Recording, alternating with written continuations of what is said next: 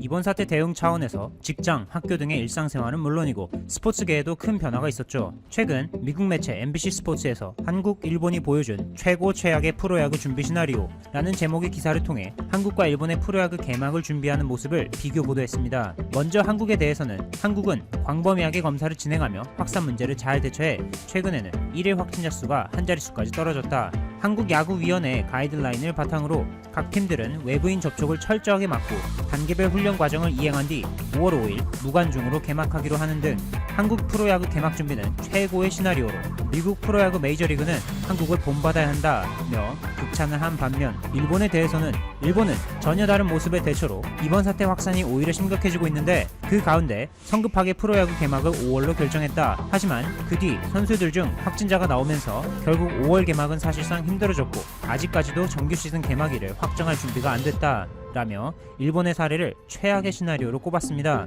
미국 MBC의 보도처럼 현재 일본의 상황은 아직 절정이 오지 않은 채 계속 확산이 악화되고 있죠. 지난 25일 NHK의 보도에 따르면 심지어 이번 사태 대책을 총괄 지휘하는 니시무라 야스토시 경제재생상 역시 의심스러운 상황에 놓여 자택 자가격리에 들어가 안 그래도 난항을 겪고 있는 일본이 점점 수렁으로 빠지고 있습니다. 지난 25일 기준 일본의 총 확진자 수는 13,000명을 넘겼고 사망자는 349명이지만 이는 정확한 통계 수치가 아니죠. 일본 측에서 다이아몬드 프린세스호가 일본 선적이 아니라는 어이없는 이유로 이 크루즈선에서 발생한 712명의 확진자와 13명의 사망자 수를 자신들의 통계에서 제외시킨 겁니다. 또한 조금이라도 더 수치를 낮춰보고자 최근 발생한 코스타 아틀란티카호에서 나온 148명의 감염자 수 역시 빼버렸는데 예상했듯이 코스타 아틀란티카호가 이탈리아 선적이기 때문이라네요. 승객들을 바로 하선시켜 적극적으로 검사하지 않고 선내에 그대로 격리시켜 결국 집단 감염으로 이끈 일본의 잘못된 대응에 대해서는 아무런 언급 없이 말이죠. 이러한 일본 정부의 안이하고 답답한 대처에 일본 국민들에 이어 이제는 일본 언론들도 하나둘 불만을 터뜨리기 시작했습니다. 일본 매체 아사히 신문은 아베 정부에 한국식 검사 왜 안 하나, 한국 지원 왜 안 받나 대놓고 비판하며 스즈키 타쿠야 서울 특파원의 칼럼을 게재했습니다. 일본이 세계 표준인 한국식 검사 방식을 채택하지 않는 이유라는 제목의 이 칼럼은 한국이 충실한 유전자 증폭 검사와 정보 기술을 활용한 확진자 동선 추적을 통해 감염자 조기 발견 및 격리로 이번 사태의 확산을 막았다고 소개합니다. 뿐만 아니라 전 세계 많은 나라에 진단키트를 수출하면서 한국 정부의 외교적 입지 또한 높아졌다고 전하며 세계 표준이 된 한국 정부의 대응을 극찬합니다. 반면 한국의 드라이브스루, 웍스루 검사 방식이 정확도가 낮다며 부정적으로 보는 일본 정부에 대해서는 전 세계가 인정한 한국의 성과를 일본 혼자 무시하고 있다며 비판했습니다. 일본 측에서는 자신들도 진단키트는 있다며 만약 한국이 지원하면 그냥 고맙게 받을게 라는 식의 소극적이고 아직 정신을 차리지 못한 듯한 태도를 보이고 있어 요청이 없으면 지원도 없다는 입장을 취하고 있는 한국입니다. 도대체 왜 일본 정부는 하루하루 확진자가 급증하고 있는 이 긴급한 시기에도 한국의 도움을 적극적으로 받는 것을 꺼려하는 걸까요? 아사히 신문에서는 이 부분을 깔끔하고 명쾌하게 요약 정리했는데 바로 일본이 한국에서 지원을 받으면 과거사 관련 문제나 수출 규제 문제에 있어서 자신들이 양보해야 할 상황이 만들어지는 것을 매우 경계하기 때문이라고 말이죠. 한편 아이치현 나고야시, 니가타현 니가타시 등 일부 지자체에서는 더 이상 믿을 수 없다는 듯 중앙정부의 지침과는 다르게 자체적으로 한국식 드라이브스루를 도입해 이미 검사를 시행하고 있습니다. 이 외에도 지난 24일 니온 게이자이 신문은 대기업들의 경영 위기로 대량 실업이 발생하는 것을 막고자 지원 기금으로 미국과 독일은 약 10조엔, 한국도 3조 5천억엔 규모의 지원을 결정했는데 일본은 1,000억엔에 불과하다라며 일본 정부의 상대적으로 매우 빈약한 지원 기금이 이번 사태를 수습한 이후에도 경기 부진을 장기화할 수 있다는 점을 지적하며 일본 정부의 대처를 비판했습니다. 일본 언론들뿐만 아니라 일본의 대표적인 사상가 중 한 명인 우치다 다스루 고베 여학원대 명예교수 역시 일본 정부의 대응 비판에 나섰습니다. 우치다 교수는 동아시아 대부분의 국가는 거의 고개를 넘었는데 일본만 뒤처지고 있다. 하지만 많은 일본 국민들이 국내 미디어만 접하여 정부의 감염증 대책이 성공했다고 얼마 전까지만 해도 믿고 있었다. 일본 공무원은 평소에 전염병 관련 대책에 대해서는 전혀 예산을 쓰지 않는다 라며 일본의 전반적으로 허술한 부분에 대해 비판을 아끼지 않았습니다. 하지만 일본 정부의 잘못된 대응 외에도 이번 사태 확산에 기름칠을 하는 요소가 있으니 바로 사회적 거리두기와는 담을 쌓은 일부 일본 국민들입니다. 벚꽃놀이, 술집, 마트 등의 인파가 몰리는 사례에 이어서 최근 이와 관련한 황당한 사례를 하나 소개하며 마치겠습니다. 지난 25일 마이니치 신문의 보도에 의하면 일본 당국이 긴급사태 선언 발령 지역의 일부 파친코 업체들이 휴업 요청에 따르지 않자 이들의 상호명을 대중에 공개하며 휴업 압박을 가했습니다. 정부의 다소 강력해 보이는 이 대처에 과연 어떤 일이 벌어졌을까요? 희한하게도 전보다 더 많은 손님들이 해당 파친코 업체를 이용하기 시작했습니다. 일본 당국의 상호명 공개가 오히려 일본 사람들에게 영업하고 있는 파친코 가게가 어디인지 제대로 홍보하는 역할을 하게 된 황당한 케이스였습니다. 7일 온라인 커뮤니티 등을 살펴보면 중국 쇼핑몰 알리익스프레스 이용법을 공유하는 한 네이버 카페에 전날 한 이용자가 알리익스프레스로 구매한 상품 속에 정체불명의 씨앗이 들어있었다고 밝혔다. 글쓴이는 알리익스프레스를 이용해 옷을 구매했는데 주머니 속에 최근 미국 등지에 배송된다는 이상한 씨앗들이 숨겨져 있었다며 경찰에 신고해야 할지 아니면 그냥 버려야 할지 엄청 찝찝하다. 손만 10원 넘게 씻은 것 같다고 밝혔다. 그는 정체불명 씨앗이라며 투명한 비닐에 식물 종자로 추정되는 물체가 담긴 사진도 게시물에 함께 첨부했다.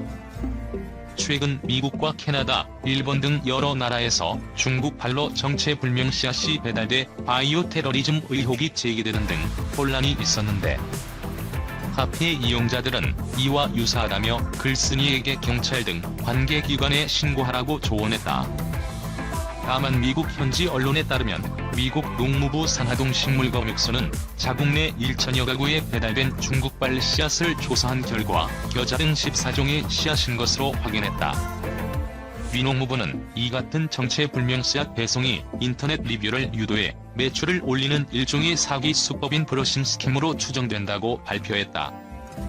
한국농림축산검역본부는 이달 4일 홈페이지에 국제우편으로 출처불명 씨앗을 받는 경우 심거나 만지지 말고 검역본부로 신고해달라며 신고하지 않을 경우 식물방역법 위반으로 처벌받을 수 있다는 내용의 공지사항을 올렸다.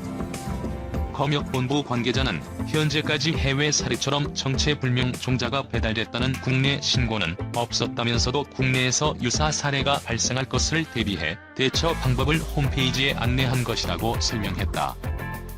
검역본부 관계자는 식물 종자를 외국에서 반입하기 위해서는 상대국 검역기관이 발급한 식물검역 증명서와 국내 검역기관의 승인이 있어야 한다며 신고 절차 없이 유입된 식물 종자는 국내 병해충 영향 등을 고려해 폐기, 반송하고 있다고 설명했다. 중국발 정체불명 씨앗의 정체는 중국으로부터 전세계로 배달된 씨앗 중 하나를 미국의 한 농부가 심어본 결과 호박 비슷한 꽃과 열매를 맺었다고 뉴욕 포스트가 4일 보도했다. 미국 아칸소 주 보험빌 주민 도일 크렌쇼는 최근 중국에서 배송된 씨앗 꾸러미를 받았다. 그는 당시 소포는 중국에서 왔다고 했고 겉에는 스터디형 이어링이라고 적혀 있었는데 좀 이상하다고 생각했다며 무슨 일이 일어날지 보기 위해 씨앗을 심었는데 미친 듯 자라나기 시작했다고 설명했다. 그는 격주에 한 번씩 씨앗을 살피러 갔는데 식물은 금세 성인 남성의 무릎까지 자랐다. 호박과 비슷한 오렌지색 꽃이 핀 후 커다란 흰 열매도 맺었다. 중국발 씨앗이 배달된 것은 지난달부터다. 그 후 미국 연방정부와 주정부는 주문한 적 없는 소포를 받은 사람들은 씨앗을 심거나 만지지 말고 원래 포장에 넣어둔 채 농림부 수거 요청에 따를 것을 요청했다. 하지만 이 남성은 미 정부가 씨앗을 땅에 심지 말라는 경고를 하기 전에 사유지에 심었다. 현재 50개 전역에 씨앗들이 배달된 것으로 보고됐다. 미 농무부 겨자, 양배추, 허브 등 14종 확인. 한편 중국에서 미국 곳곳으로 배달된 의문의 씨앗들은 채소와 허브, 꽃 등의 씨앗으로 밝혀졌다. 2일 폭스 뉴스에 따르면 미국 농무부 산하동 식물검역소는 자국 내 천여 가구에 배달된 중국발 씨앗을 조사한 결과 현재까지 14종의 씨앗을 확인했다. 구체적으로 겨자, 양배추, 민트, 로즈메리, 라벤더, 세이지 등 허브, 장미, 히비스커스, 나팔꽃 등의 씨앗이었다. 농무부는 정체가 확인된 씨앗 가운데 유해한 것은 없었다면서도 씨앗을 땅에 심지는 말라고 당부했다. 지난달 미국과 캐나다, 일본 등 여러 나라에 중국발로 정체불명의 씨앗이 배달되면서 큰 혼란이 일었다. 미국에서는 워싱턴, 조지아, 캔자스, 메릴랜드, 미네소타, 네바다주 등에서 겉면에는 보석 또는 장난감이라고 쓰여 있으나 내용물은 쓰여진 소포를 받았다는 신고가 여러 건 접수됐다.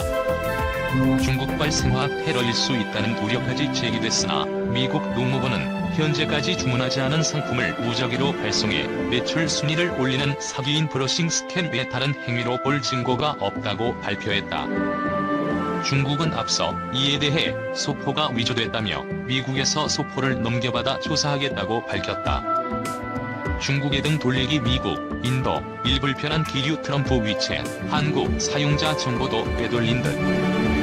미국이 중국 이동통신 장비업체 화웨이 보이콧을 주도하는 데 이어 틱톡으로 대표되는 중국 온라인 사회 연결망 서비스 해제에 앞장서면서 국제사회가 다시 한번 출렁이고 있다. 미국에서는 오는 11월 재선을 앞둔 도널드 트럼프 대통령과 연방정부뿐 아니라 의회가 합심해 중국의 국제사회 여론전과 개인정보, 첨단 기술 훔치기 의혹을 집중 부각하면서 중국 기업 퇴출 작업에 속도를 내고 있다. 반대편 중국은 국제사회가 하나둘 등 돌리는 분위기로 돌아서자 회의와 압박을 통한 대응에 나서는 모양새다. 7일 중국 측은 미국의 틱톡, 위챗 거래 금지는 자업자득이 될 것이라고 나섰다. 6일 트럼프 대통령이 틱톡과 위챗 소유 중국 기업과의 거래 금지 행정명령에 각각 서명한 데 따른 반발이다. 트럼프 대통령은 특히 틱톡에 대해서는 앞으로 45일 이후 모 회사 바이트댄스와의 모든 형태의 거래를 금지했다. 45일 기간은 마이크로소프트의 틱톡 인수 전 데드라인을 염두에 둔 것이다. 6일 트럼프 대통령은 백악관 성명을 통해 지난 2019년 3월 한 연구자가 중국 위챗 데이터베이스에서 미국뿐 아니라 한국과 대만, 호주에서 오간 메시지 수십억 개를 발견했다면서 위챗과 틱톡이 중국 공산당의 이익을 위해 활용되었을 가능성을 제기했다. 이어 행정명령 배경에 대해 대통령은 국가안보를 지키기 위해 틱톡과 틱톡 모회사인 바이트댄스, 위챗과 위챗 모회사인 텐센트와의 거래를 금지하기로 했다고 밝혔다. 국가안보상 이유와 관련해 틱톡에 대해서는 중국 공산당의 가짜 정보 여론전에 이용될 수 있다고 지적했고, 위챗에 대해서는 미국인들의 개인 정보가 중국 공산당에 유출돼 악용될 위험이 있다고 꼬집었다. 거래 금지는 다양한 형태의 상업적 교류를 전면 차단한다는 의미일 수 있다. 다만 앞서 트럼프 정부가 휴대폰 제조업체들에 대해 앱스토어에 틱톡 앱을 넣지 말라고 압박해왔다는 월스트리트저널 보도를 감안하면 이번 거래 금지는 특히 애플이나 구글 앱스토어에서 틱톡과 위챗 앱을 제거해야 한다는 것으로 볼 수 있다. 같은 날 6일 공화당 소속 조시 하울리 연방 상원의원은 미국 연방정부가 지급한 휴대전화에서 틱톡 앱을 차단하고 사용을 금지한다는 내용의 법안이 이날 만장일치로 통과됐다고 밝혔다.